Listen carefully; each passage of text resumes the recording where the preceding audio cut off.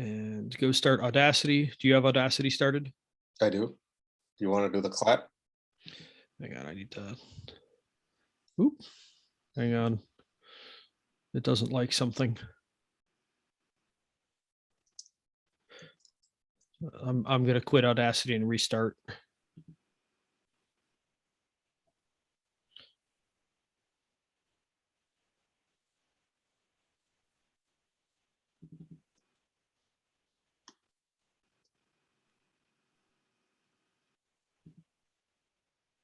There we go. All right. One more. Sorry, I need to set up now.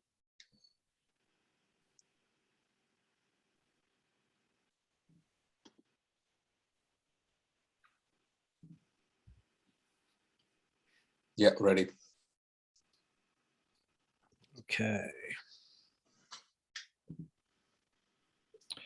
Ready to clap? Yeah, one, two, three. Good morning or good evening or good late night, and welcome to yet another edition of Boundary Spanners with me, Abhi, and my friend Nate. Nate, do you want to tell us about what this podcast is about? And I can talk about what this specific episode is about. Absolutely. So, Abhi and I have both spent most of our lives spanning boundaries. So I'm comfortable in both the white collar world and the blue collar world. And the curse is those two tend to not mix enough. And when they do mix, it's fire and ice more often than not. And the curse is when it comes to residential decarbonization, which is one of the big challenges of our time, those two have to play well together or we're going to fail. So this podcast is all about trying to help those two pieces work together rather than against each other. And the pathway to do that is remarkably narrow. So that is what we are focused on in this podcast. And it's narrow, and the solution set spans the boundaries of policy, technology, implementation, business models, sales, the whole 9 yards. So what we're trying to do is to identify and explore our way through this boundary space that spans multiple knowledge domains. And each of these knowledge domains, like HVAC contracting, is a knowledge domain. There's a lot of explicit and implicit rules, and we'll talk about that later. Tacit knowledge, implicit knowledge, explicit knowledge. And oftentimes people who don't have a lot of lived experience or haven't spent a lot of time in these domains of knowledge might have some explicit information about the sector. So it's easy to list off HVAC has X number of jobs, this, that, and that, but there's a lot of implicit and tacit knowledge that you only gain from being in that space.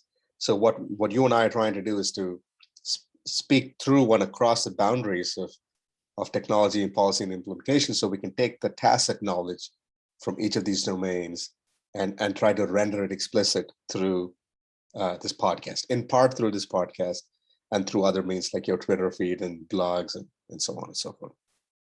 And the HVAC 2.0 program. So. Exactly.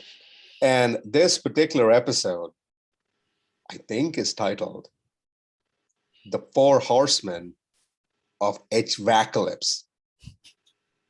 Does that sound about ding, right? Ding, ding. That is exactly it. So we have now created like another horrible word out there. So it's like two celebrities getting together. We're going to mix their names together. Yeah, I mean, from the church at the kitchen table to like, four horsemen of the HVACalypse, I'm sensing a pattern here, like a very end of days, biblical themed pattern. But so this is I'm a policy guy and a researcher, and that's my day job. Although we both have to say that we're here in a personal capacity.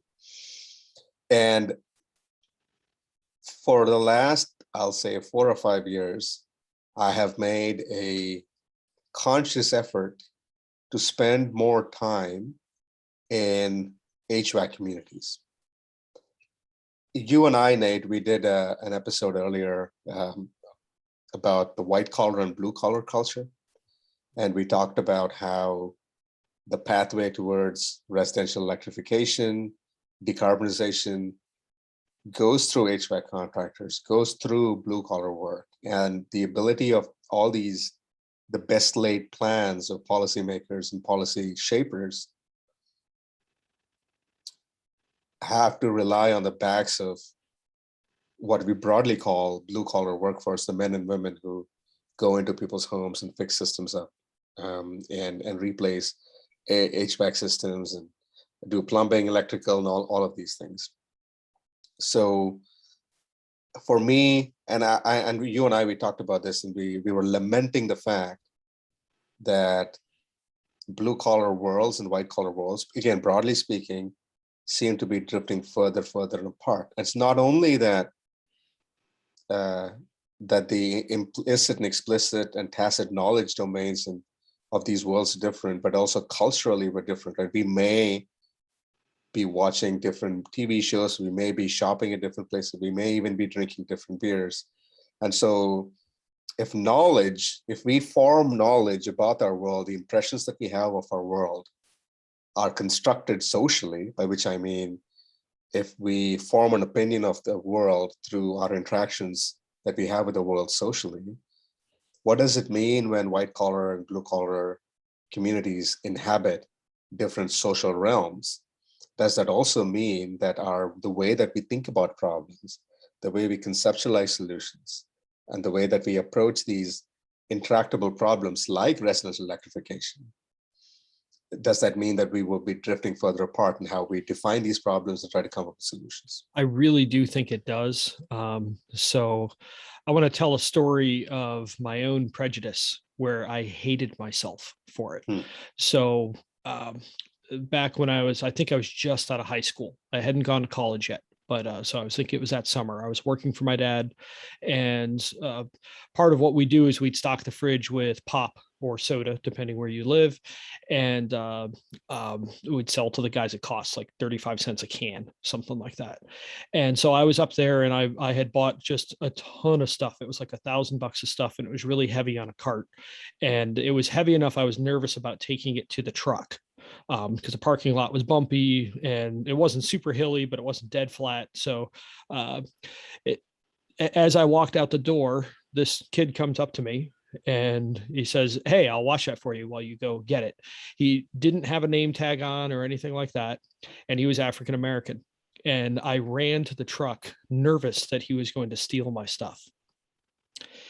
And I got back and everything was fine. He was there. And I thought, wow, I'm an asshole. So we talked a little bit, and here he was also going to be a freshman the next year at Teal College, which was 15 miles from Grove City where I was going, and he was playing football. And I'm just like, if he had white skin, I wouldn't have been nervous. And like, I didn't realize that I had that prejudice in me, and I hated myself for it. So we all have these internal prejudices that we don't even realize or acknowledge. And in my view, the last acceptable prejudice in society is white collar versus blue. Oh, you shouldn't go do that. Like, go to college so you don't have to do that job. Like, that's a common prejudice now. And having spent my whole life back and forth, like, so one, I'm guilty. Like, I catch my own thought processes doing that. Like, well, no, I don't need to pay attention to that opinion because he's just a worker. That is a horrible way to live your life. Like, you're invalidating someone. I mean, so many problems on earth come from invalidating people that are different from you. Right. So to go to your example where you talked about meeting a young gentleman and realizing and coming to face with like your own, you call them prejudices surfaced, right? And you were able to see them for what they are. And this is part of what like forms, like, you know, we talk about social construction of knowledge. It's not like you read an explicit book that said people who look a certain way or talk a certain way are not to be trusted, but that idea is formed through your cultural background experiences and how you navigate and through repeated through osmosis, we absorb things that we read and we see, and we form these tacit ideas in our head. And especially where we are today, 2021, culturally, I think, a lot of us are looking, like you did, at trying to second guess our knee-jerk reactions that are often formed through a tacit and implicit in knowledge and ideas that we have, and examining that and trying to transcend that and trying to act in ways that we expect of ourselves. And then what you're saying then is an extension of a similar set of prejudices. The last acceptable, the more and most enduring prejudice seems to be discrimination against people who may be less credentialed than you. Yeah, I don't want to even say less educated than you, because someone very close to me used to always say, "Don't let school get in the way of your education." So if you think about education as a lifelong project, then what we're talking about here, end of the day, is credentials. Are you credentialed in? There's different ways through which we establish knowledge, right? So if you have a PhD, you have certain credentials. If you don't, and if you're a blue collar worker, then you have certain credentials. You have different ways of expertise, and the way in which we afford, the way in which people with different levels of expertise get to set and define expectations, or set to define rules, and set to define programs and projects and priorities for goals that we commonly share, is uneven. We've talked about this before. When you look at, I know I live in Canada, and municipalities here over the past 4 or 5 years are all developing local energy plans, with bold and ambitious targets to get to 2050 energy goals, climate goals, and so on.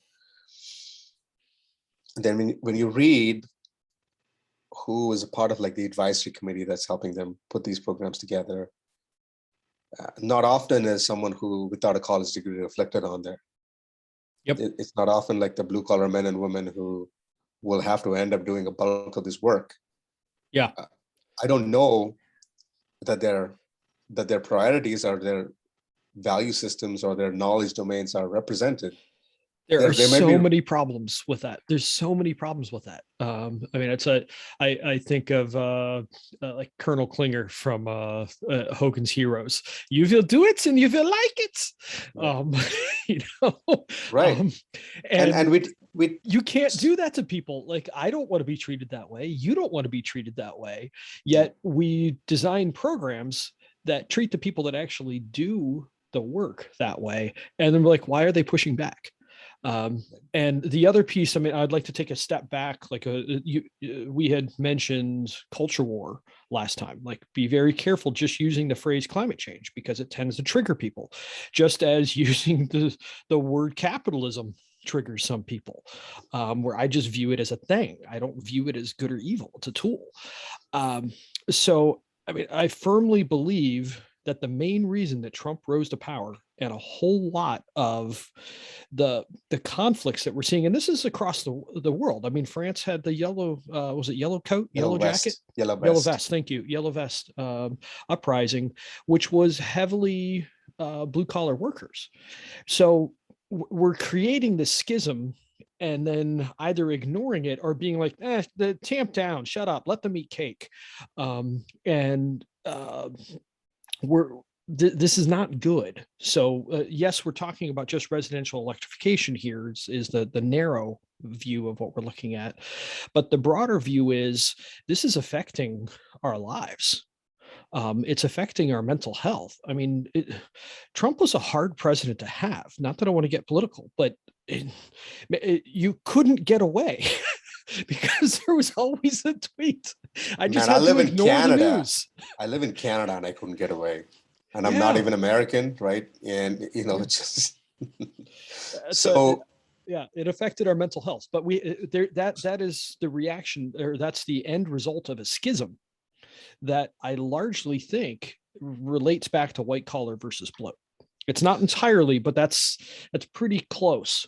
So there's a couple of things you said there that I think is worth unpacking. So the first thing is that um, while this podcast is about residential electrification, it doesn't exist in a vacuum, right? When I was in physics, we talk about frictionless spherical cows in a vacuum, because that's the ideal, like ideal conditions. Yeah, you can model that, but once you start adding friction, you get all these second order, third order effects. It's the same thing. Like our residential electrification doesn't exist in a vacuum. You cannot just look at that without situating it in the broader political and cultural context of the world that we're in today. Correct. And the second thing you were talking about is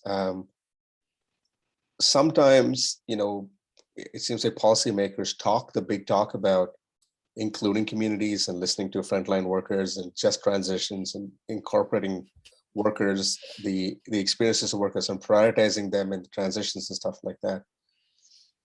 And this is my personal reflection on this, is that I feel like policymakers still do not understand the priorities, and there's a lot of tacit knowledge about the residential electrification space that escapes the scrutiny of policymakers. And I, as someone who's involved in research and in policy, I wanted to do the work, so to speak, and spend time in quote unquote blue collar communities. So I joined online communities of practice.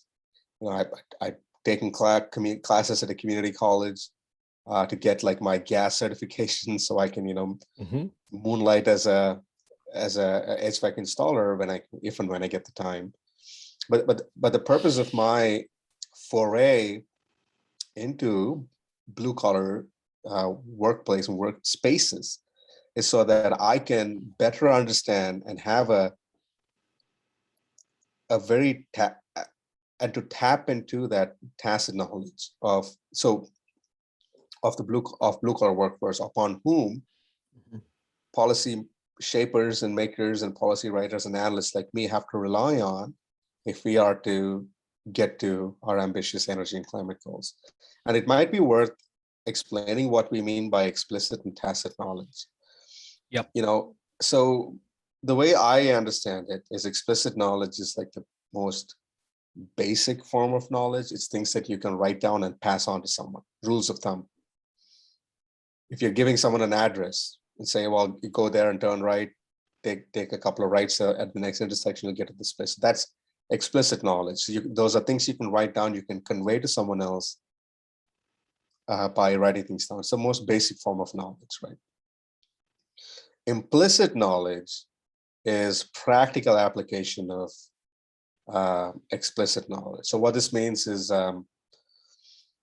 if you using the same, giving directions on a map analogy, implicit knowledge is, because you've been driving in Ontario, that you can take a right at an intersection, even if the light is red.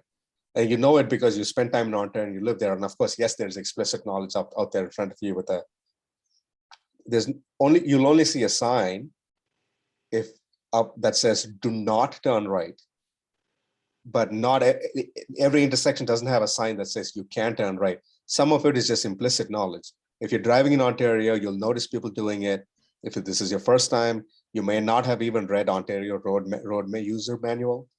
You just know by observing. That's implicit knowledge. Tacit knowledge is even more ethereal and even more subtle than that, and even more ingrained than that. Tacit knowledge is your instinct. I know I can almost complete your sentences sometimes, because like you and I have had many years of association, and I have an instinct about how you act and how you behave. If there's a movie that I watched, I would know, but within a reasonable degree of certainty, whether you would like it or not. And it's not, you haven't written down themes of movies that you like. It's just, I have an instinct about it, and I can't even explain to myself why I know what I know about how you feel about certain things. Yep. See, implicit knowledge I can explain to someone. I can say, I know in Ontario you can turn right on a red because I've seen other people do it. Watch and observe. Whereas tacit knowledge is even more fundamental than that. It's deeply ingrained, and you watch and observe, and you don't even know how you know these things, but you can just have an instinct. And when you move to a new Enough country, experience. Yeah. You when you don't move to have an any you don't tacit have knowledge. tacit knowledge Yeah. about anything. I've told this story before. When I first moved to Michigan, a buddy of mine invited me over to his home for Thanksgiving, and we actually drove for more than 12 hours to go to his parents' place. Oh, wow. This was my first Thanksgiving, and we like left at 6 in the morning, got there around supper time. And his mom asked us, are you guys ready to eat? Are you guys hungry? Do you want food? You must be tired after a long drive.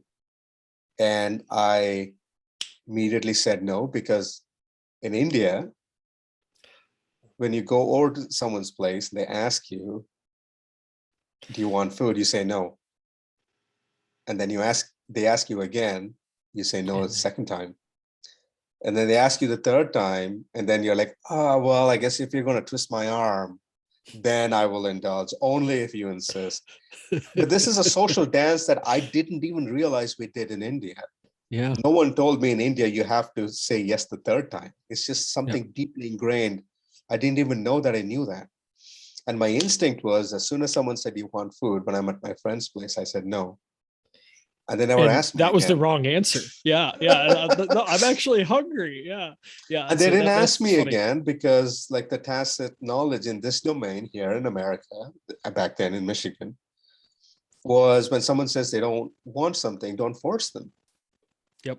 And then I was too embarrassed to, because as soon as I said no, and they're like, okay, they left me alone, and they were all having food. And I was too embarrassed. Oh man, I'm Oh, so cringing. you just went hungry that night. I went hungry. You know what I did? Oh man, this is embarrassing to talk about. You can't see it because of my tan, but I'm blushing right now. I slunk across the road. I slipped out of the house. I went across the road to a gas station, and I ate a frozen burrito that night. Because I didn't have tacit knowledge of this domain. Yeah. And so That's a key thing. So could I define it the way that I have it in my mind? yes, sir. So explicit knowledge to me is written down, or it's somehow like it has been formalized in some way. It's written down, it's spoken, but I mean it's no longer in someone's head. Tacit knowledge to me lives entirely on someone's head. So I mean, what we're trying to do here is take tacit knowledge of you and I, and others that are working in the electrification space, and make it explicit, so that hopefully we can keep policymakers from inadvertently nuking our chances of actually getting there. I mean, I've told you for years, my main reason for being on Twitter is to help reduce the odds of policy screwing us. Because basically anything that touches the kitchen table, which is pretty much every program ever, when it comes to efficiency programs, anything that touches the kitchen table creates friction and ends up hurting the adoption of whatever it is. Or if it helps temporarily, but as soon as you take it away, the system is now worse than it was to begin with. I'll give one specific example. The Dominion gas rebate program that I worked with, before it came into town, there weren't a ton of energy auditors in Cleveland, but say there were 8, something like that. This was before I was an auditor. I was just an installation contractor. I had no interest whatsoever in being the auditor. I'm like, I just want to get the work done. But Dominion came in and paid auditors. And then they created this program where homeowners only had to pay $25 or $50 to get an energy audit. It was a turd. It was like, hey, if you do this, you can save $2,000 a year in gas. Well, I only buy $1,500 a year in gas. So can you make out the check, to my name? So there was a lot of that going on. Like the programs weren't good, but the problem was it killed the businesses of those auditors that were out there. I don't think there are any left in Cleveland right now. So that program came in and ironically ended up destroying a burgeoning industry, or at least there was something there, and now it's gone. Um, and that is an unintended consequence of that. So I want to, like, that's now tacitly in my head, but now it's explicit. So there's an interesting parallel here between your journey and mine, because you went to Twitter, which, I mean, let's be honest, it's a white collar space. It's educated professionals, Yep. credentialed professionals who are Yeah. trying to communicate with their peers. And so you are, I would argue, probably the best, one of the best known, blue collar, so quote unquote, predominantly blue collar, frontline HVAC workers who's you went on Twitter so that you can turn your tacit knowledge into explicit, so you can then communicate that explicit knowledge with people who occupy that space. Correct. And so my journey was parallel in the other direction. So like you and I, we passed each other like two ships in the sea, So I, as a, quote unquote white collar, I mean, like you, I've worked in blue collar professions before, but predominantly my career arc is white collar. White. Yeah. And I wanted to be better at my job as a white collar, someone who helps, understands, researchers, studies, and helps develop policy. I wanted to have a better understanding of the tacit knowledge in the blue collar space. So I've intentionally been spending more time in the blue collar space. That's the background of this conversation, is that you and I are in a way, our project here, broadly defined, is to take the tacit knowledge in these spaces and turn it into explicit so that we are communicating across these different boundaries. Yes. So in this episode is putting my ability to blend in with the locals to the test. Okay. One thing I pride myself in is being able to blend in with the locals, no matter where I go. I work hard on it. The way I'm speaking now is this is an affectation. This is not how I normally speak. When I speak with my friends from India, even if we end up speaking in English, and this is an affectation. I pause and I enunciate every word differently, because when we speak English, because it's not my first language, I end up speaking in a monotone. Whereas when I speak my native language, it has natural inflections.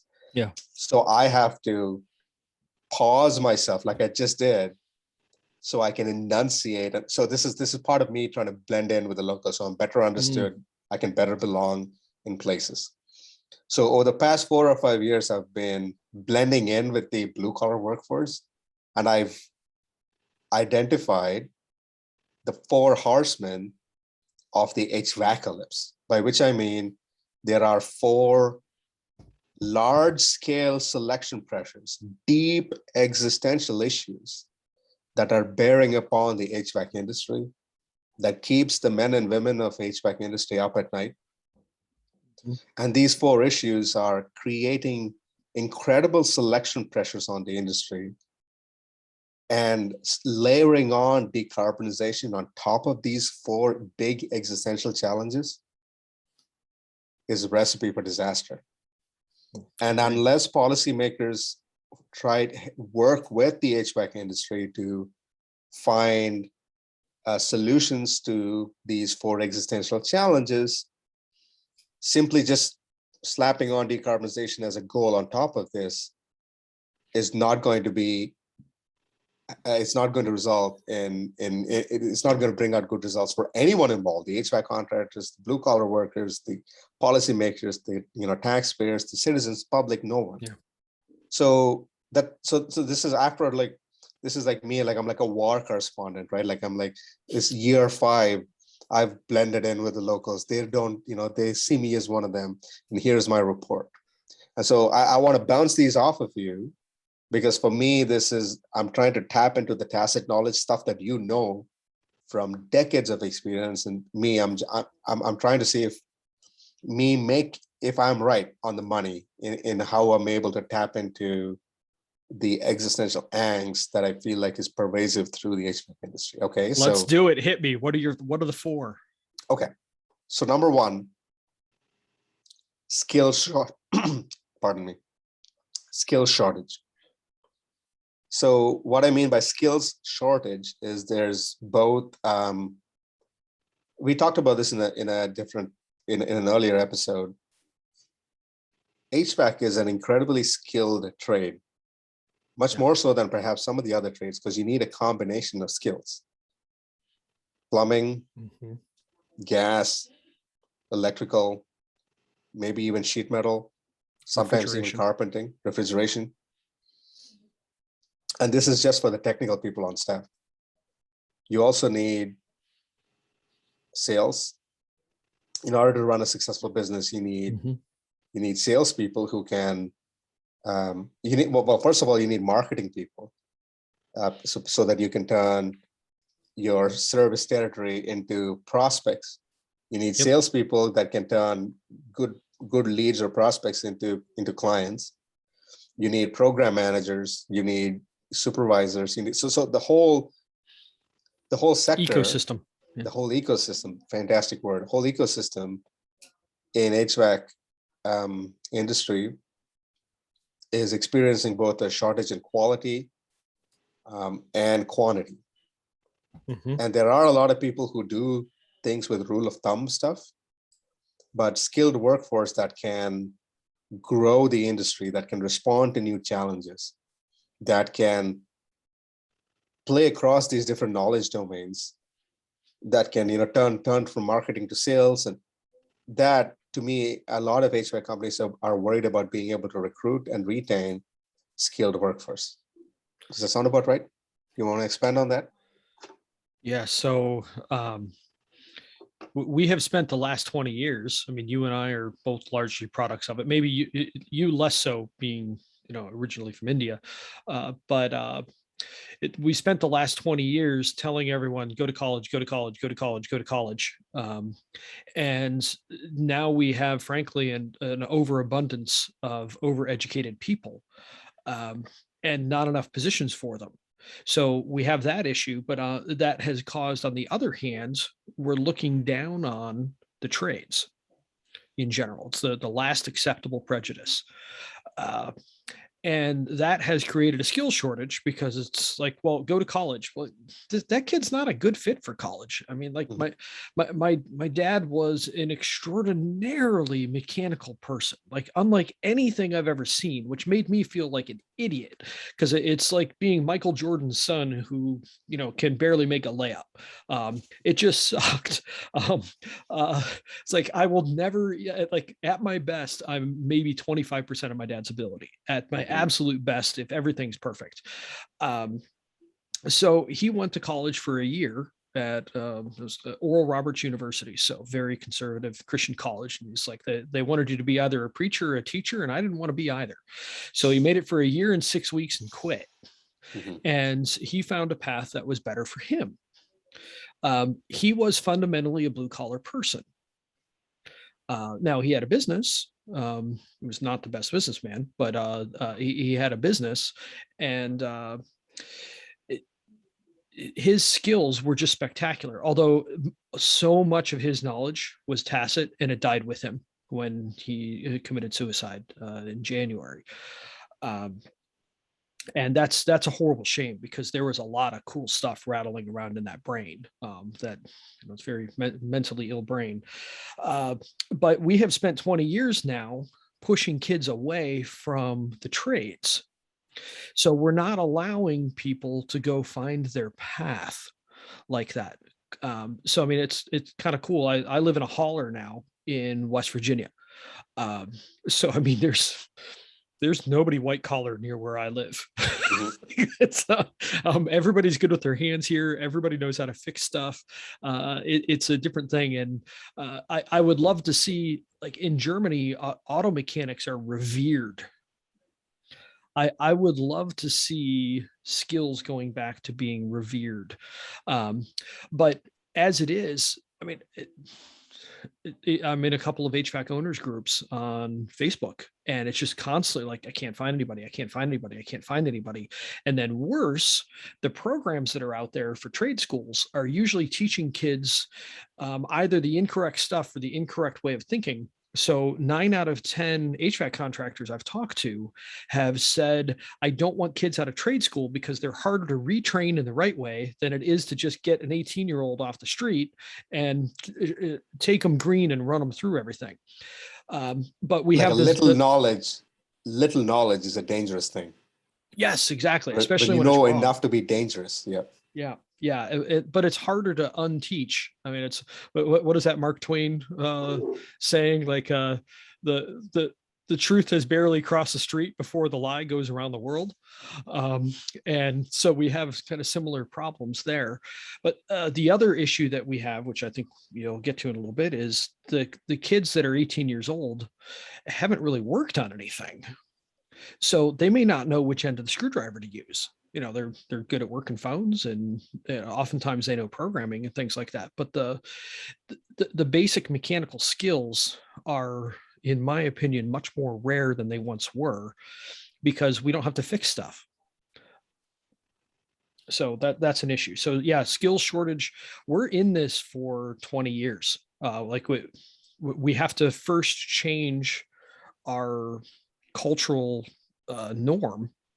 Like I love watching Mike Rowe doing this of Dirty Jobs. I mean, he's been out there beating this drum for years, and he's so smart and so funny, and so right on so much of this. Go watch what Mike Rowe is doing, please, because that's Yeah. really important. We need to restore the honor and the dignity to blue collar. 100%. And Micro talks about this on an individual level. Don't pursue your passions, because they might not always lead to opportunity. Mm-hmm. Or you might actually fall out of love with things that you're passionate about at any given point of time in your life. But pursue opportunity, but bring your passion with you. Yeah. Be passionate about things that, bring your passion into whatever you do, and pursue opportunity instead. So now at this point of time,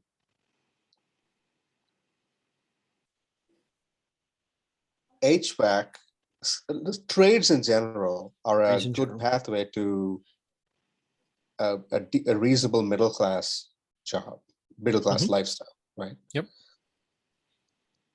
So if we were to use like micros, like pursue opportunity, and one of the things about one of what you were talking about earlier, when we were pushing kids to go to university instead of letting them find their passion or opportunity, but instead we're narrowing down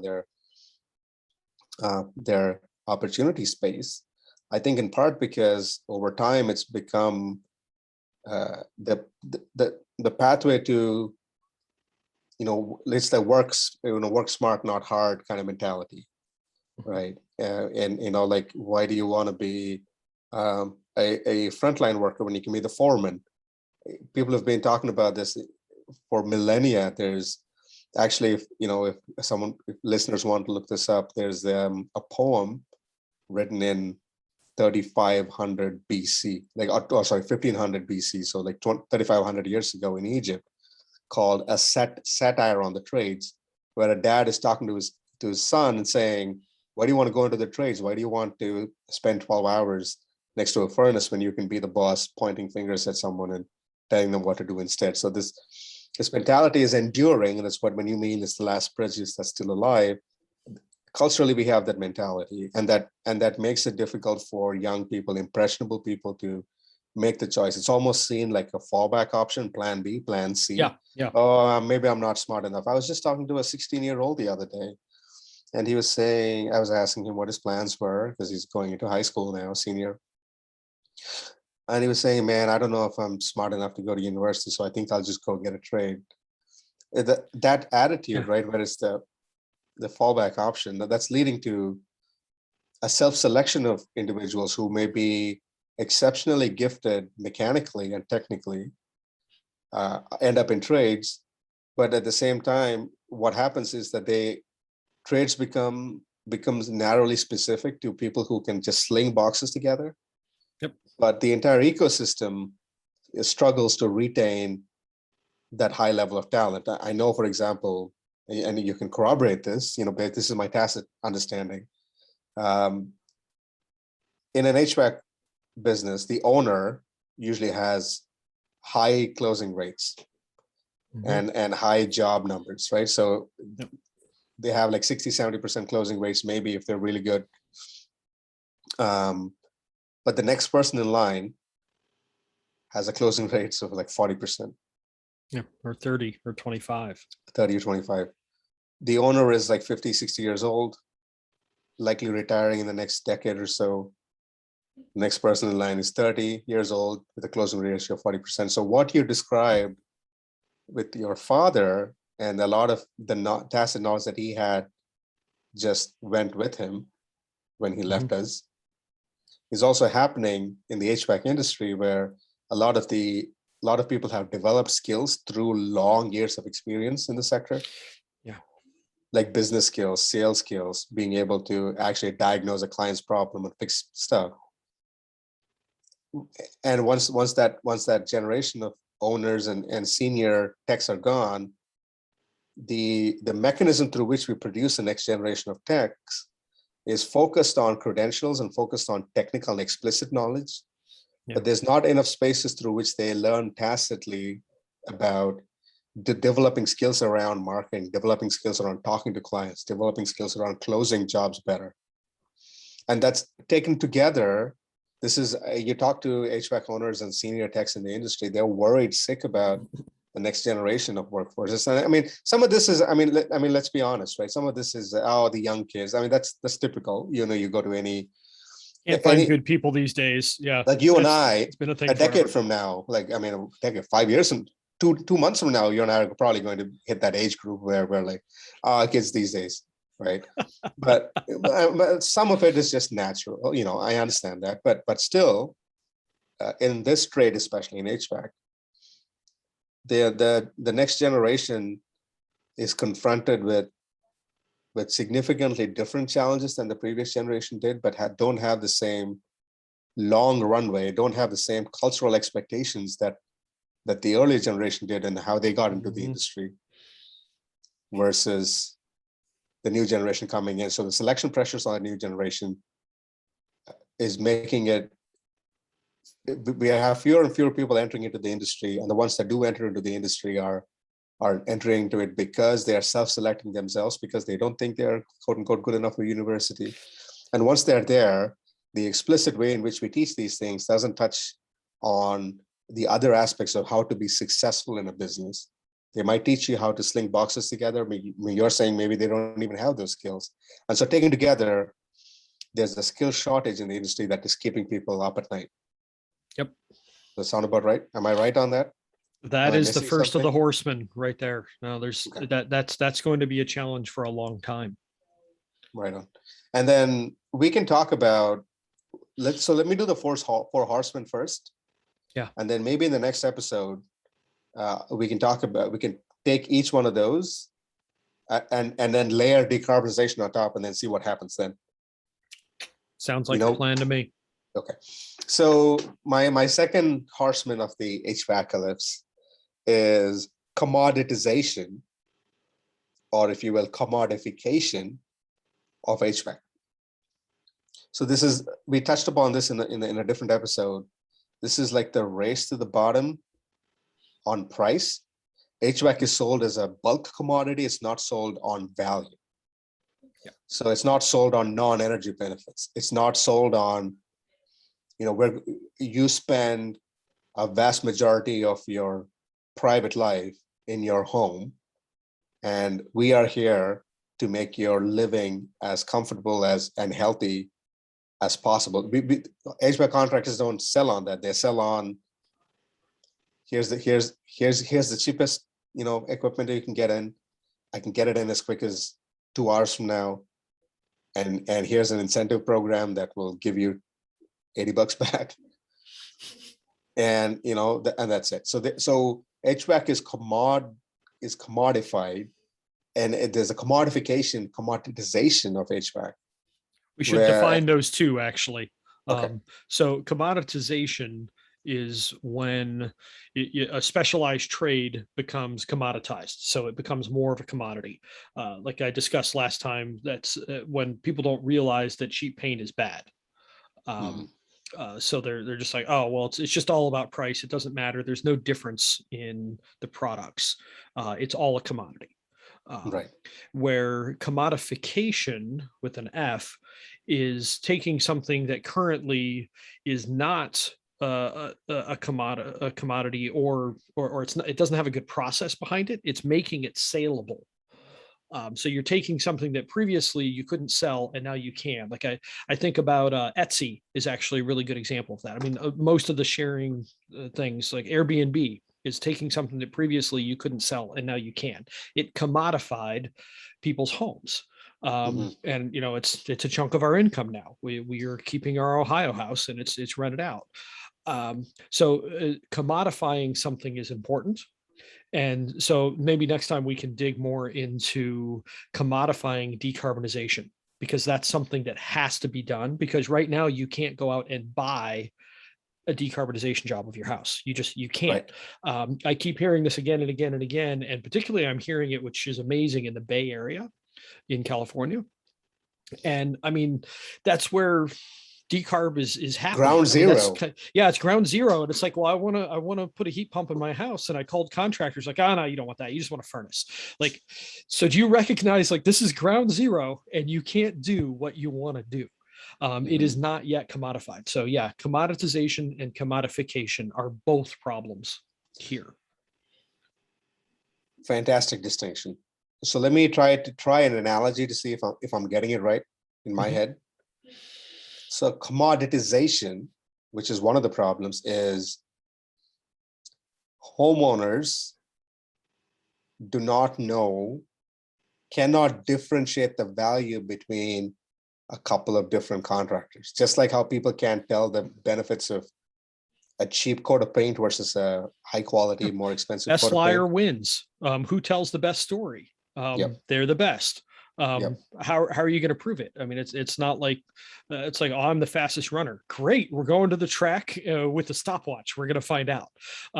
There is no way to do that when somebody says they're good. Yeah. So people don't. So people might not be able to differentiate between a good qual, a good contractor versus a bad contractor, just like they don't know the difference between a good coat of paint and a bad coat of paint until after the fact. Yes. So that's one problem, which is commoditization.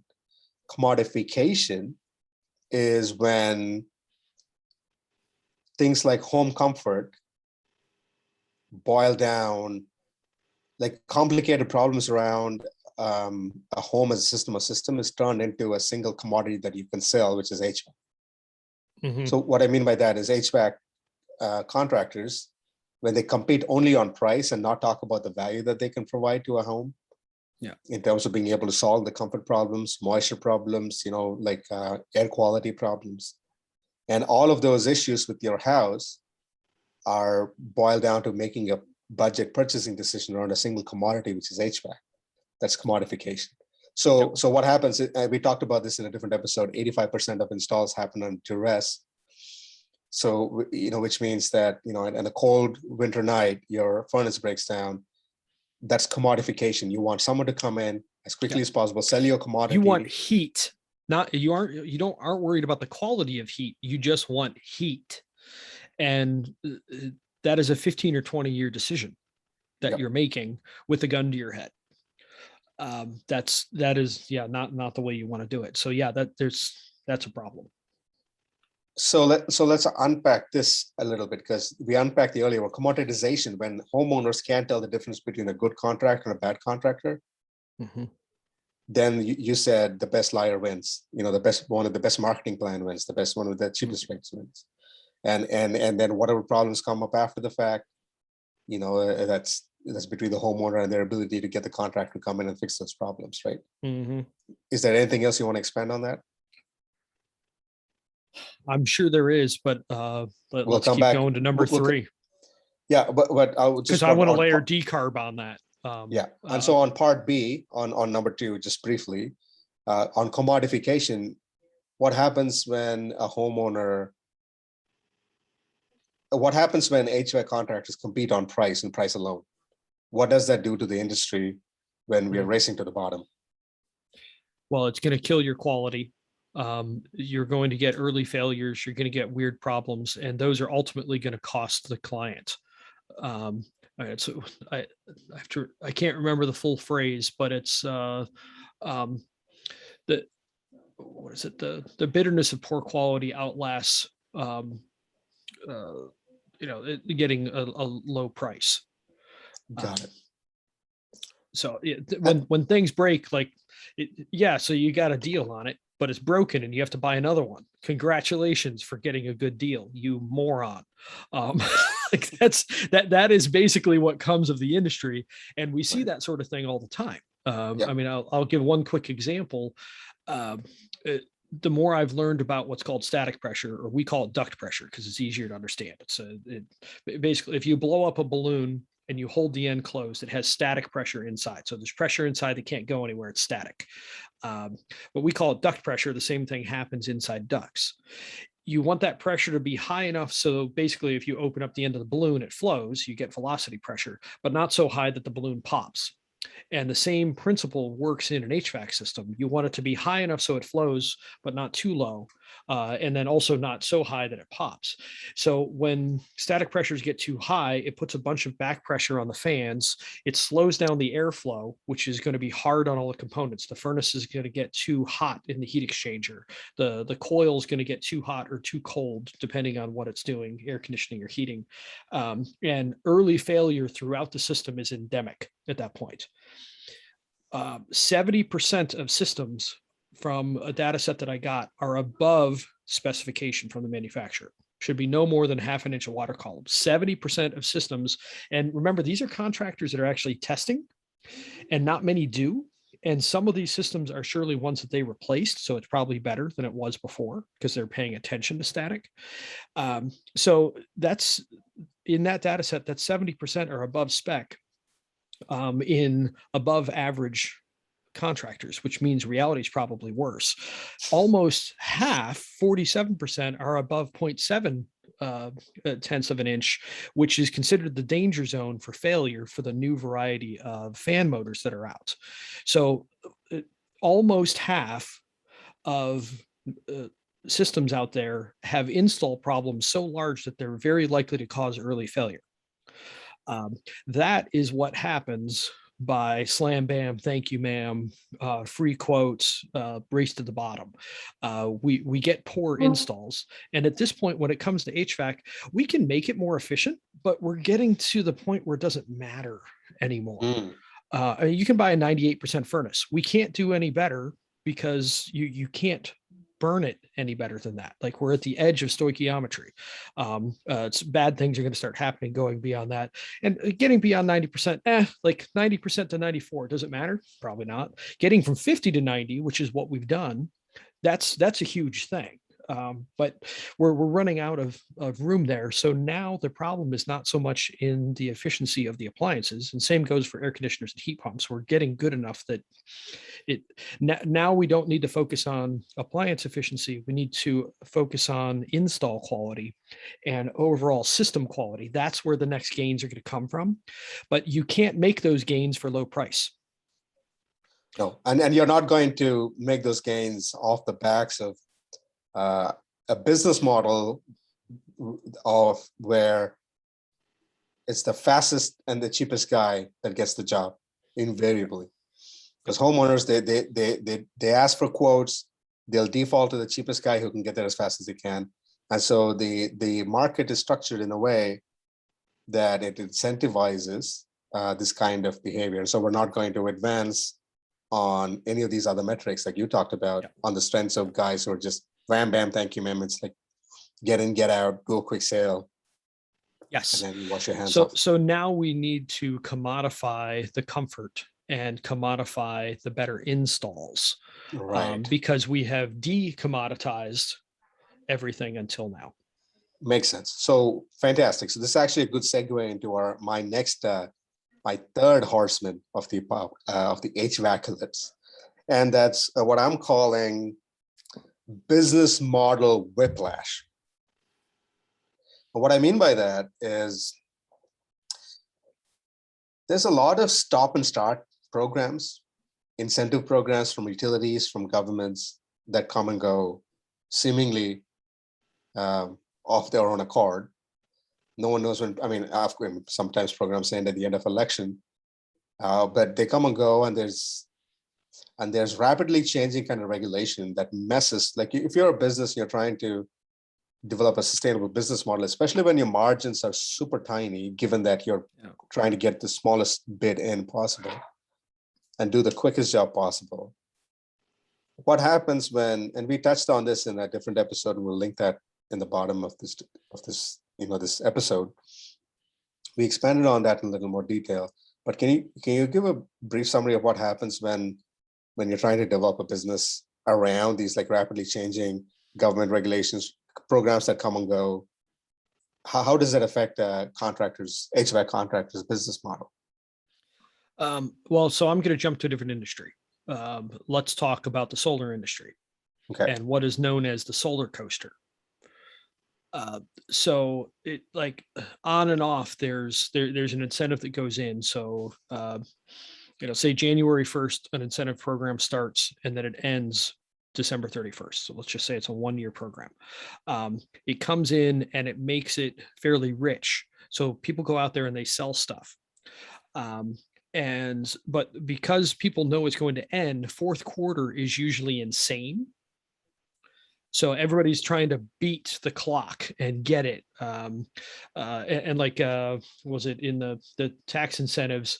If you had bought the equipment, I think you had to spend like 10% of the project money. If you bought it, as long as you did it within the next 3 years, you could still backdate that incentive. But it's creating this cliff so that everybody's slammed fourth quarter, but nobody knows if it's going to happen the next year. So everybody's trying to jam all that stuff in. And then January 1st comes again and business falls off a cliff. What happens to the sales of that company? And if the sales fall off a cliff, what happens to profits? And if the sales fall off, can you keep the employees?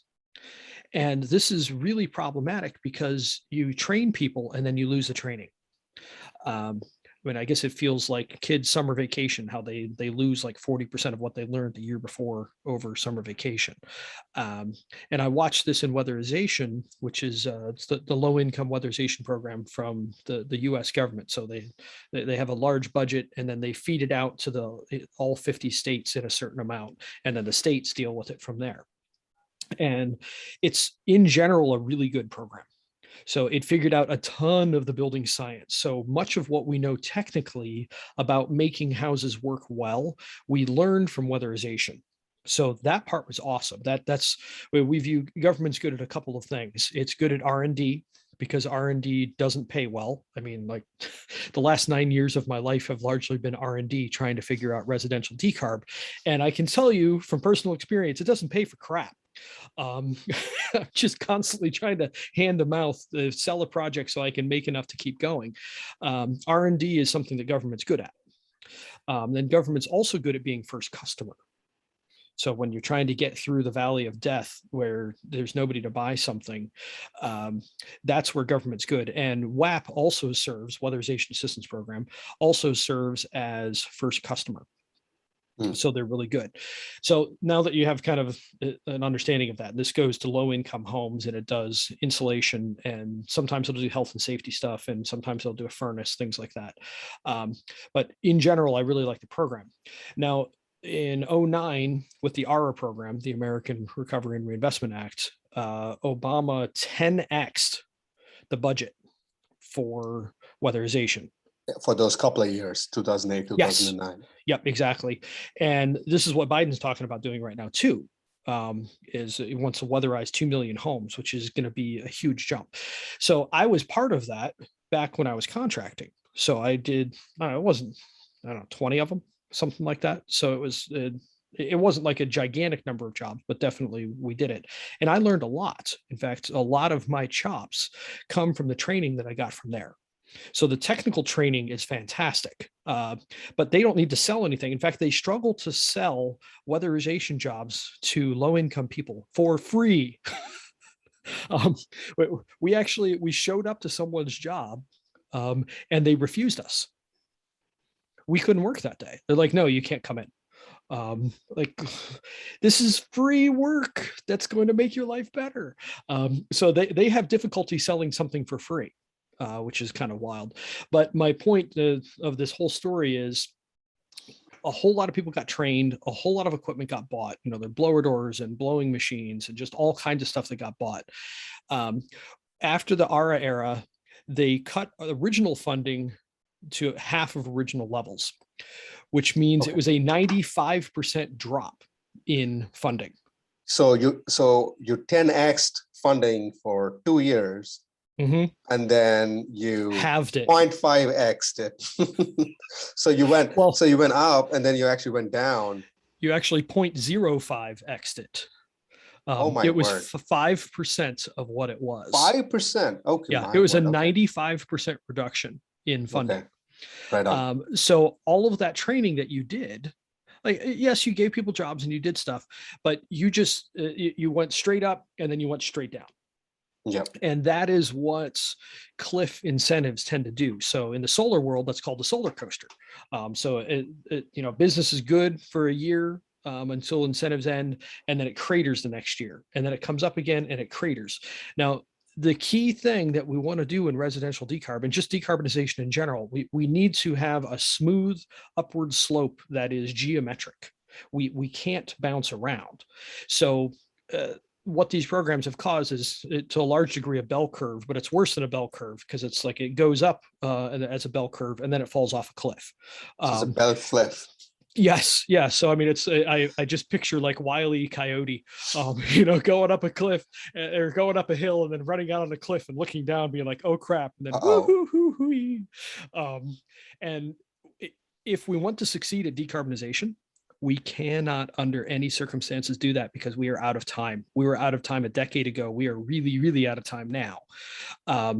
And so if we create business model whiplash over this, which is what happens with kitchen table programs that mess up things. You create demand and then you kill it, and then you create demand and then you kill it. And we need to encourage in whatever way we can that geometric slope. Like if we aren't experiencing 50% annual growth year over year or more, we're going to fail, period. So when you say 50% annual growth, are you talking about new contractors or contractors doing business like they're? Well, it's going to be everything. So, I mean, it will be number of contractors on one hand, but ultimately what we're looking for is number of jobs. Yep. So, I mean, rough numbers, we have 100 million existing homes in the US. Canada is probably about a tenth that, because it's, population's, 35 million in Canada and, 330 in the US, something like that. So there's 100 million existing homes in the US. 40 million of them are already electric, primarily in the Southeast of the United States, some in the Southwest, but the Southeast is really heavily heat pumps because they work well in milder climates, up to climate zone 4. They work really well. And they didn't have enough gas supply, and they figured out how to make electricity pretty reasonably. So economics drove the Southeast to already be electric. So 40 million of 100 million are already done. Although we're losing that war year by year, because heat pumps, single stage heat pumps just deliver okay experiences. So when people get access to gas, they're usually hooking up. So we're going backwards in a lot of cases. But let's just say we have the 60 million. If we want to finish by 2050, we'll call it 30 years rather than 29 to make the math easy. We need to be doing 2 million homes a year. Starting, let me check my watch, yesterday. In fact, a year ago, because now we need like 2.05 million a year. So number of houses converted is really what we're aiming for. And if we don't see really fast growth, by the time we get to where we have 100% electrification happening all the time, it's still a 20-year clock. So instead of it's going to take 20 years once we get to 100% to actually decarbonize everything, because you have to work through all the existing stuff. We're going to need to do more than 2 million homes a year. And then if we want to move the goal up to 2040, we're going to be talking 4 or 5 million homes a year. In the Bay Area, decarb central in the United States, they can't do hundreds of homes a year. We are screwed. So if we aren't careful in incentive design and we set people up to start decarbonizing, and we throw lots of money at them, and then we take the money away, or we create rules that get too hard to do, you're going to stop that upward swing, and you're going to kill it. So we cannot do that the bell curve cliff. We can't do that if we're going to succeed. I can validate, I can substantiate what you're saying by just my own research here in Canadian cities on, and what they're doing in terms of being able to. So in order to meet their goals, there's a certain uptake rate, right? Like the rate you're talking about, and how many number of homes that you want to decarbonize or switch to renewables and stuff like that. The uptake rate you want is in the order of several hundreds, thousands of homes every year, every decade. Mm-hmm. Several, 100 dozen houses every year. But the number of houses they've actually done over the past 5 or 6 years is maybe 40 or 50. And there's not enough contractors in the entire province to do the number of jobs that are required in just, one of the few major cities in my province alone, And so the industries have got to grow both in terms of size, more contractors being able to take on this challenge, but also for each contractor, their business models, the number of people they employ, the size of jobs that they do has to grow while still maintaining the same level of success that they have with the current auto job. And so when you expand incentives, like rapidly expand incentives, not every business is able to respond to that sustainably in a way that they can take and learn and then retain. If you're and you've talked about this before, every business, every time you scale by 3x, it's a whole new business. Yep. So if you're a one-truck chuck with a single guy or girl with an HVAC company, you're making, $100,000 a year, $300,000 a year. To go from like 100 or 300, let's say 300 to like $1 million, then now you have a couple of people in sales. In sales. Then all of a sudden now you're employing 2 or 3 people. Then that needs a whole new approach to admin, to HR, to workplace safety policies, and all of these things, managing them. Then you go from 1 million in sales to 3 million in sales. Now you've got a couple of different trucks.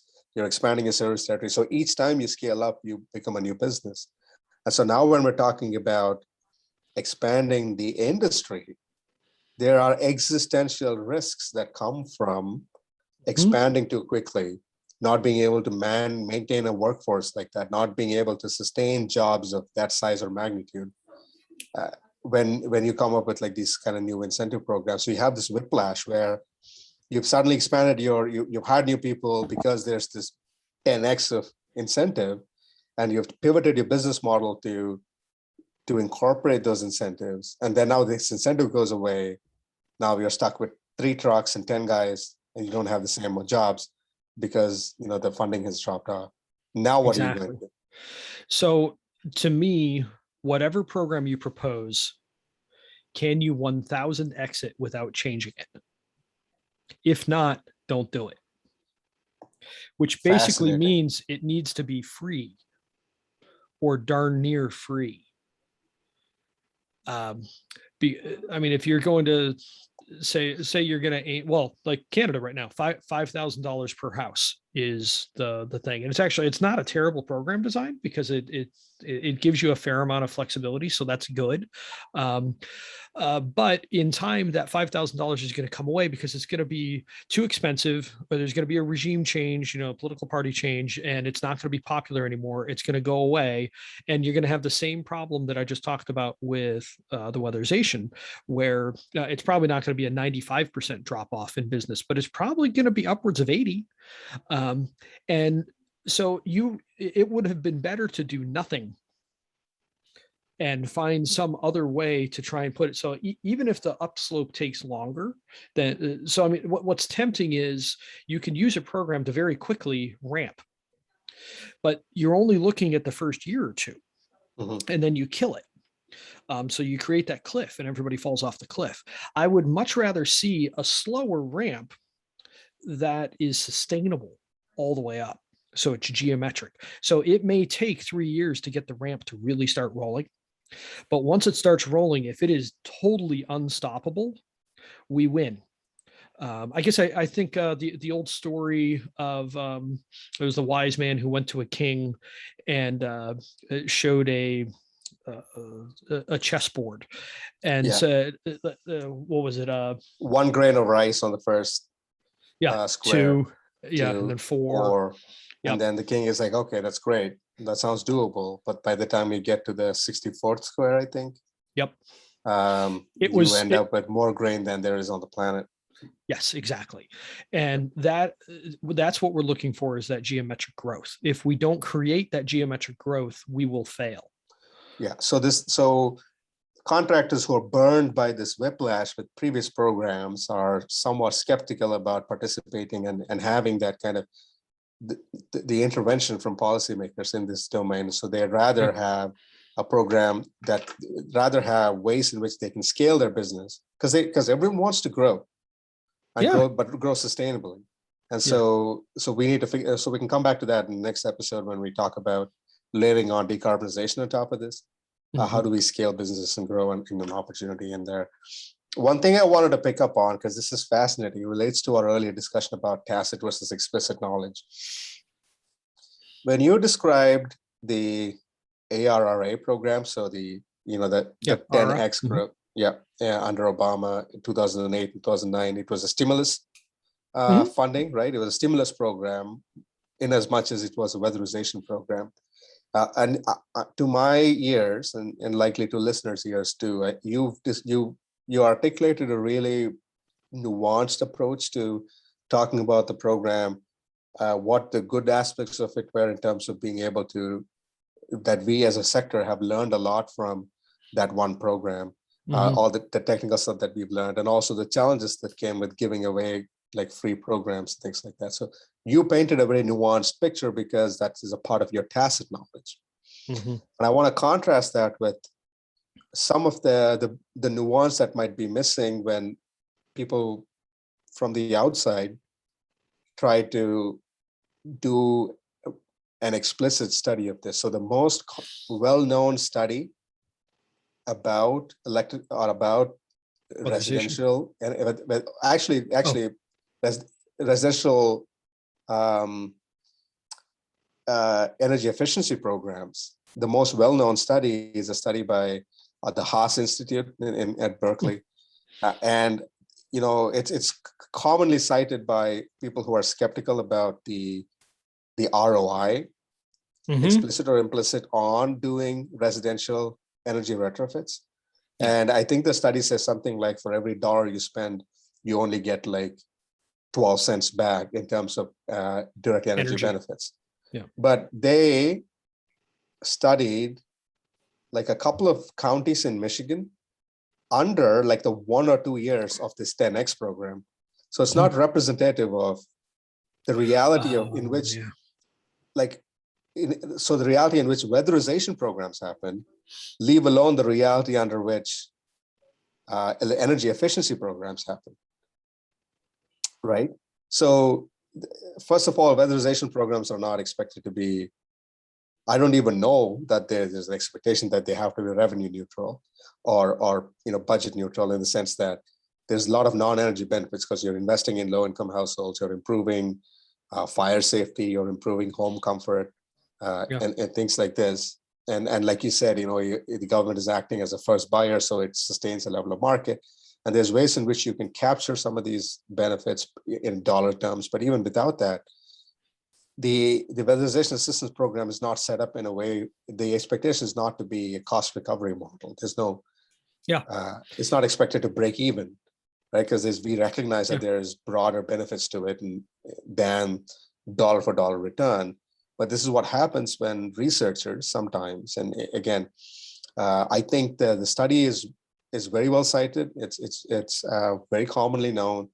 And the way the study is structured itself is actually very good, because they did a good job of, identifying, quantifying the metrics and the dollars and doing a whole bunch of these statistical tests. And it's easy. The research design of that is interesting.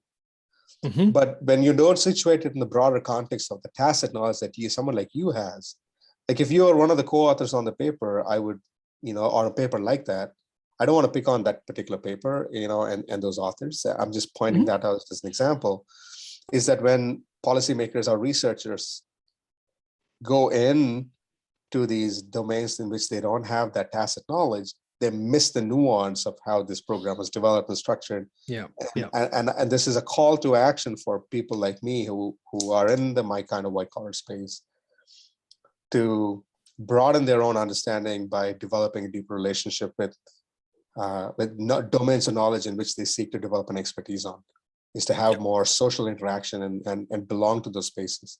So then you'll pick up on this nuance. Otherwise, if you're coming in, you come in with a research design and you look at these dollars and numbers. Of course, it makes sense when you 10x a program for 1 year and you're trying to do an ROI on that, and you're trying to come up with a dollar number on the dollars per ton of carbon dioxide mitigated on a weatherization program in 1 year where it was a stimulus funding. Then it's like you're comparing apples to oranges. Yeah, it's not a fair comparison. I had a point in my mind's blanking on what it was, but you have to be careful how you study these things. Now, one thing that I 100% agree with on that is that if you're looking at it for straight ROI, it doesn't exist. And so a really key point on that is electrification tends to be a little bit more expensive for fuel, like not a lot. And right now, natural gas costs are going up. So futures have doubled in the last year. And in general, heat pumps are 20 or 30% more expensive than natural gas to operate. But frackers haven't made money in years. They're having trouble getting lending now because all they're doing is burning money. They're just burning through it without having any net profits. So now that the price is going up, yes, they'll start making money, and unfortunately, we'll see more fracking.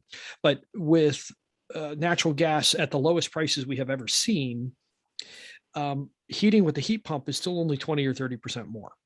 So we're close at that point. So as soon as we double the cost of natural gas, that goes away. But let's just assume that we are where it is, where heating with a heat pump costs a little bit more, because that may still be true depending on your climate. If you're looking at the ROI, so the shell work that they do in weatherization, it's just not as good as you want to do in the private market. In general, it just isn't, because they're going for the least expensive path. So they're typically going for low material cost, high labor stuff. It's very similar to the work that I did when I had an installation company, because I did the work. I have made money on the ARA funding and on weatherization.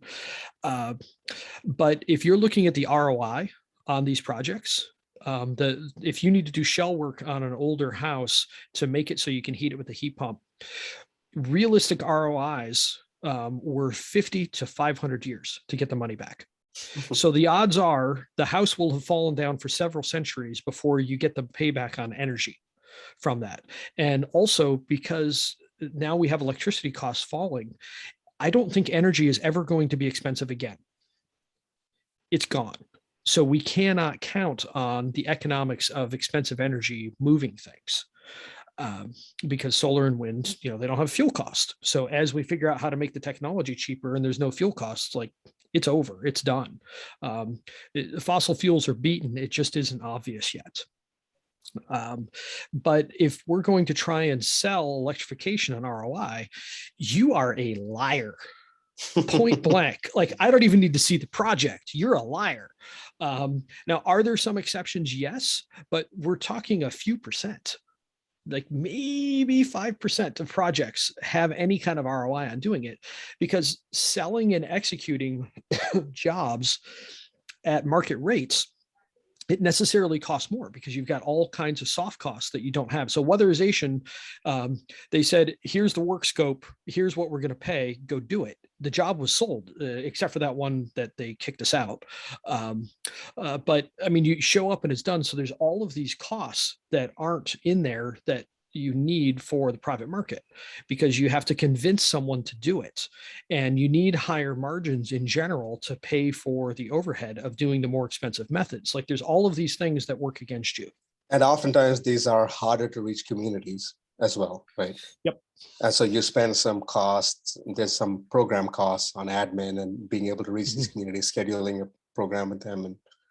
And also, they also, I believe the RR program also does a lot of tenant education and stuff too, about fire safety and things like that. So, and a lot There's of this a lot nuance, of things. a lot of this nuance is missed when you look at it through just an explicit knowledge lens, and you don't, and I think some of this is missed when, and again, I want to make this very clear. I'm not talking about that particular paper or those researchers at all. I'm saying that when someone reads that paper and they come away with a very explicit knowledge of what they think is the reality, is they're missing out a lot of nuance in the tacit world.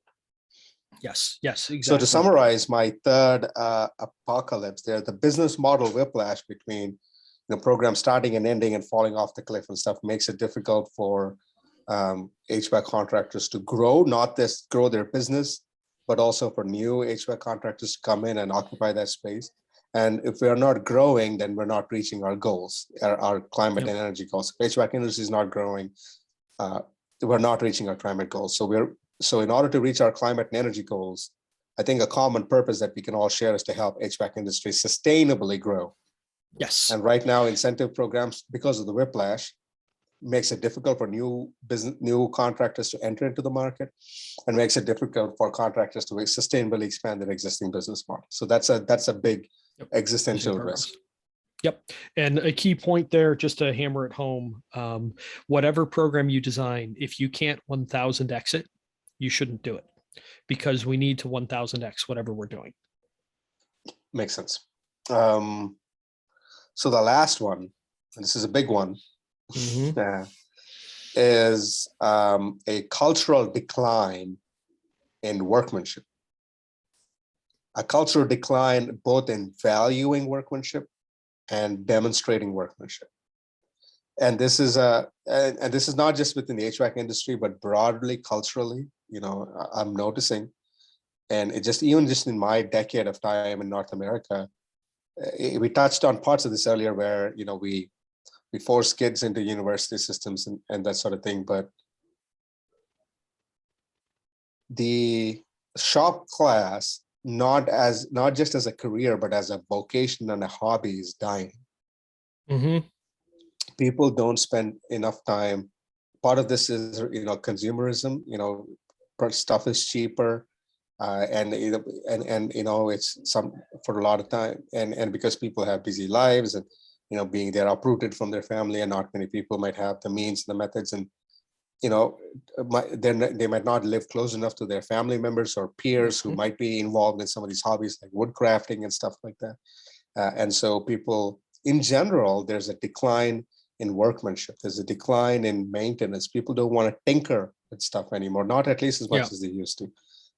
People don't want to upgrade and just oil their cars regularly anymore. And all of this, what this comes down to is that people don't want to take care of and nurture and maintain their HVAC systems at home anymore. And as a consequence of that, they just want to fix things when they break. And they want, and you talked about this earlier, 85% of HVAC replacements, furnace replacements happen under duress. And most HVAC installers make most of their money and get most of their jobs during the 4 peak months in a year. So the 2 coldest months of the year and the 2 warmest months of the year is when most systems break. Yep. And the reason most systems are and that itself is, I mean, that's a structural problem. I mean, I get it. Stuff breaks when it has to do most work, and I understand that. But I think the challenge that I'm hearing in the industry, that what I'm picking up on, is those peak months. It's called the double humpback problem, right? It's the camel humps. Yeah, Of like 2 2 hump months, camel. 2 hump camel problem. Those humps are getting bigger and bigger. So a vast majority of a contractor's jobs happen in those 4 months, and the percentage of the jobs that they do those 4 months is kept getting bigger and bigger. So it's just forcing the entire industry to capitalize on this, like 4 months where they have like people working overtime, like 16, 17-hour days. They're doing 10 jobs a day. And as a result, because this is in part driven by the fact that workmanship is not valued, and maintenance and tinkering around stuff is not valued by the homeowner. So they don't do maintenance well enough. And so stuff keeps breaking. And then because of the earlier problem we talked about, because they don't value workmanship of the contractor, and because the commoditization you talked about, where they can't tell the difference between a good contractor and a bad contractor, a good workman and a bad workmanship. Yeah. And so this is driving the industry to a point where the guys and girls are doing 10, 12 jobs, working 10, 12 replacements, service calls on 17, 18-hour days for 4 months of the year, and the rest of the time is mostly just downtime. And so this is driving like a very frenetic and hectic pace in the industry that is leading to, and we talked about like mental health and employee burnout, and this is leading to what I believe is almost like a Walmartization of HVAC industry, where you have like HVAC companies that grow in size because they can do this sort of dispatch at scale. Mm-hmm. And it's leading to a lack, just like Walmartization of products is leading to a lack of workmanship and a lack of a culture. It's just like a circle that feeds onto itself. Yeah. So I'll take a step back. I think there's 2 sides to this. Okay. So one is, we know how to make stuff really cheap in China. So if a product is $40 and it's a lot of work to fix, you should just buy another $40 product. At the end of the day, that's what you should do. And also, a lot of products are manufactured so they are no longer easy to service. So they basically are throwaway products. So that's one piece of it, and that's globalization. Like, that's free trade. That's what it leads to. We all do the things we're most efficient at, and we drive costs down. Like, that's how it works. We have an amazing amount of stuff these days that's cheap. I mean, this microphone. This is a really nice mic for $100. My 2 podcast buddies, Brian Orr and Stephen Lacey, they're both like, this is the one you want, which is pretty wild to hear. This happens to be an American-made one, but we know how to make things cheap now. So that's one piece of it, is that things are just replaceable. The other piece is, when it comes to cars, they're just better. I mean, it used to be a 100,000-mile car was worn out, take it to the junkyard. My wife's car has 205,000 miles on it. It's got some dings and scratches. It's not the nicest car in the world, but it runs. I'd get in it right now and drive to California right now. Well, it needs an oil change, so I change the oil and then take off for California. Because things tend to last so long and our engineering has gotten better in so many ways, we don't learn how to work on stuff. And so I think that's a fundamental thing. So like I see so many of my white collar friends, they are terrified of the mechanical things in their life. And I find myself doing that too. I'm not extremely mechanical, but I'm pretty decent. I would say I'm marginally above average. And part of that is because I grew up just around mechanical stuff. Like I said, I've rebuilt 3 engines. Only one of them blew up. Um, I still don't It's know good what I did odds. on that thing, but it was the two $20,000 motors that survived. So I'm glad those survived. So my car was the one that died. But we generally are not teaching kids how to work on stuff anymore. So one thing that I hear pretty consistently from contractors is these 18-year-old kids don't know which end of the screwdriver to use. Mhm. So we have to teach them basic mechanical skills before we can even begin to teach them the actual trade. And so this is a really steep climb. And we're asking this of them while, like you said, they're going through the 2-hump camel and while they're being looked down on. So it's kind of funny, like I'm terrified of this, but why did they want so much money to fix that? Like it brings out everybody's Karen. And it's like, damn it, like appreciate the knowledge of it, or the phrase like, you're not paying me for the half an hour of time that it took me to fix this. You are paying me for all the time that it took me to learn how to do this in half an hour. Mhm. Um, and so that's a key thing, or there's something I call blue collar art, which is a job that is done for the love of doing it well. My favorite Yeah. example is like going to an electric panel and all the wires are just dead perfect around it. Or you see a boiler job where all the pipes are just perfect and it looks like art. Nobody even sees that thing, but it's done And beautifully. and this is part of the tacit knowledge, right? I mean, I'm a programmer in Mhm. part. It's part of what I do is I write computer programs, and I know what beautiful code looks like. Beautiful computer code looks like. I can't describe it. I can't Mhm. write down what it is or how to write one. I don't know that I myself can always write beautiful code, but sometimes it's like it's part. So it's doing art at a production scale is what blue Yeah, collar work is, right? yeah, yeah.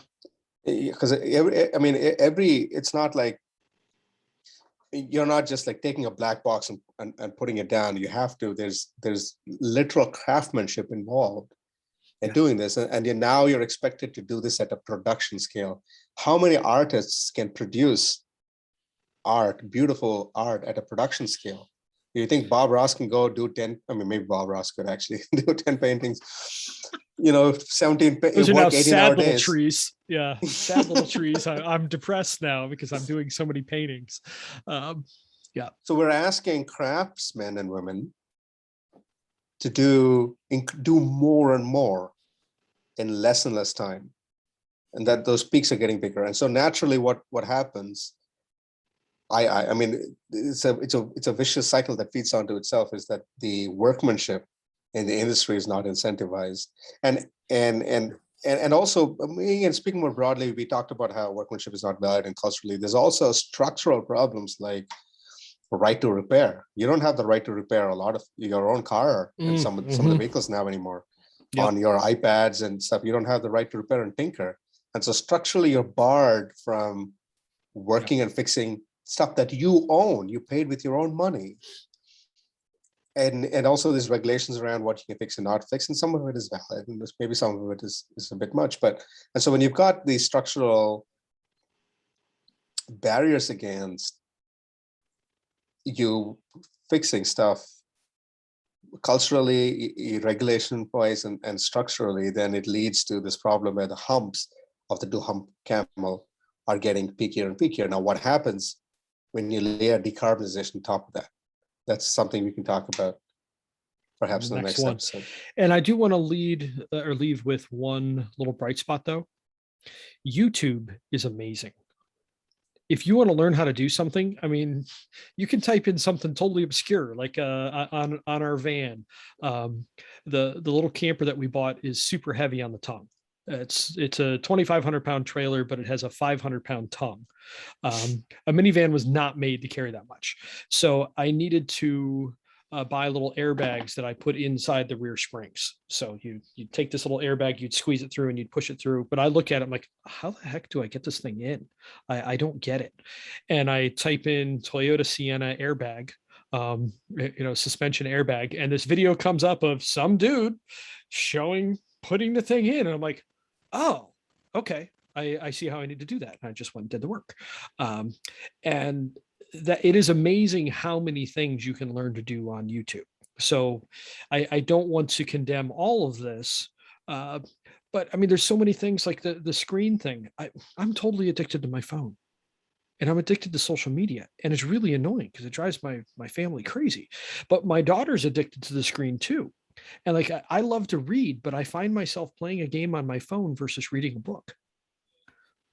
How did that happen? I love to read. Um, I mean, it, back in what was it, seventh grade, there was a contest over the summer of how many books you could read. I tripled the next person, tripled. Mm-hmm. Um, Not a small margin. Like I was reading a book a day all summer. Uh, And and now, so now now I'm addicted to my phone. you and I can barely read an article that we want to read, right? We skim through, like our attention, we have the attention spans of a goldfish. Is it that because of a very attentive goldfish and a particularly disciplined goldfish. And in part, this is because we don't spend enough time unplugging away from these dopamine hits that we get from not just social media, but like, Life. Email, 8 different platforms, TV, news cycle, and all of these things. And not enough of us spend time in our Deep version work. of shop class, doing deep work, Yeah. crafting on something, working on a table for 2 months, finding a couple of hours here and there, and doing projects and building your skill set for the love of it, not just for. I mean, there's a lot of people who build their own back deck and do do drywalling inside their house, and you and your wife have done a fantastic job of gutting My an old wife place has been drywalling during this episode, actually. So there you go. There's a lot of people who do that, but it's functional in the sense that it's leading to a certain outcome, but working on stuff on your own, it's a hobby or a craftsmanship. It's missing in our society more broadly due to these structural challenges, and because HVAC is not an island, it's situated in this. There's a broader, because of the broad decline of the cultural decline of workmanship, the peak months are getting peakier, and as they get peakier and peakier, it gets a self-fulfilling prophecy, because for you to be able to poor work happens. For you to be able to meet your workload at that peak, your workmanship takes a hit, and homeowners don't value workmanship, and it just goes on and on and on. And now you want to layer decarbonization on top of this, right? And we're not teaching kids to value workmanship, and they're addicted to their phones just like I am. I actually wanted to show, because this, as much as this is a podcast, it's also available on YouTube. 3 months ago, I got rid of my smartphone and I got a $50 flip phone. And I wanted to show on camera my flip phone, except I can't find it now. I haven't seen it in 2 days because I'm just so diverse from my my phone. I can tell you I've been able to, it's done wonders in being able to claw my attention back, and so I can willingly focus my time and effort on. And this might be a whole episode onto itself. As much as we talk about living in an information economy, I think we live in an attention economy, and your ability to focus your attention on things determines your ability to be successful, and therefore market and grow and scale your business. And so broadly speaking, there's a culture decline of workmanship, and that's leading to all these structural problems. And then now layering decarbonization on top of this is going to be a more fundamental challenge. So let's summarize and cap this episode. So the 4 horsemen of HVACalypse are the 4 existential challenges that HVAC industry is facing. From my perspective, looking at it as a relative outsider, trying to tap into the tacit and existential angst in this community. And the 4 horsemen of the HVACalypse are significant challenges that are bearing upon the HVAC industry, and layering on decarbonization on top of these 4 challenges is going to be bad news for everyone involved. So we need to think probably carefully. Not going to work. Yeah, it's probably it's not going to work, or we're going to ruin livelihoods and put a lot of people out of business if we don't do this right. Mm-hmm. And we're going to put a lot of people. I mean, I'm not messing around. It's not, honestly, if you don't do this right, a lot of people's livelihoods could be messed up. A lot of households and safety could be messed up. And again, I don't want to doom and gloom this too much, but just to illustrate that it's important that we get this right. This is really important to nail. Yeah. Yeah. So And the so four horsemen are skill shortage, both in terms of quantity and quality of skilled workforce that is showing up in the HVAC space, and HVAC companies' ability to hire, retain, train, and retrain and upskill employees is a significant challenge. Yeah. Number two is commoditization or commodification of HVAC. Homeowners not being able to tell the difference between a bad contract and a good contractor, and also the race to the bottom of HVAC contractors competing on price, which leads to bad outcomes for homeowners down the road. The third one is business model whiplash. So the bell cliff of programs that come and go, businesses like trying to the razor thin margins, trying to expand the razor thin margins by participating in incentive programs, and those programs ending, and businesses not having a sustainable business model in order to be able to to pivot from these stop and start programs. But also that if we are to reach our goals, we need to be thinking in terms of 1000xing the size of the HVAC pie at this point. Mm-hmm. And so if you cannot conceive of a program that you can reasonably 1000x, it's going to fall off a cliff. Yep. And in order to meet our climate goals within whatever timelines that we want to prioritize, it's in all of our collective interests to help support the HVAC industry grow exponentially, but also sustainably. Yes. And the last one is the broader cultural decline of workmanship, which leads to all of these problems, actually, right? Which leads to skill shortage, in not having the people with the kind of the mindset and the drive to want to tool around and tinker. It leads to skill shortage. It leads to the commoditization or commodification of HVAC, because you're just competing on price alone. You're not able to articulate value, and homeowners don't see the value of good workmanship.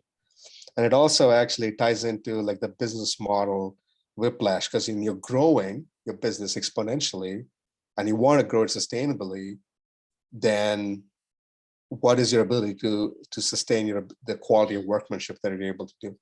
And this leads to a problem that the double humpback problem in the HVAC sector, where a vast majority of HVAC contractors make most of their money doing service calls in the 4 peak months of the year, 2 coldest months of the winter, 2 coldest months of the summer, where most equipment breaks.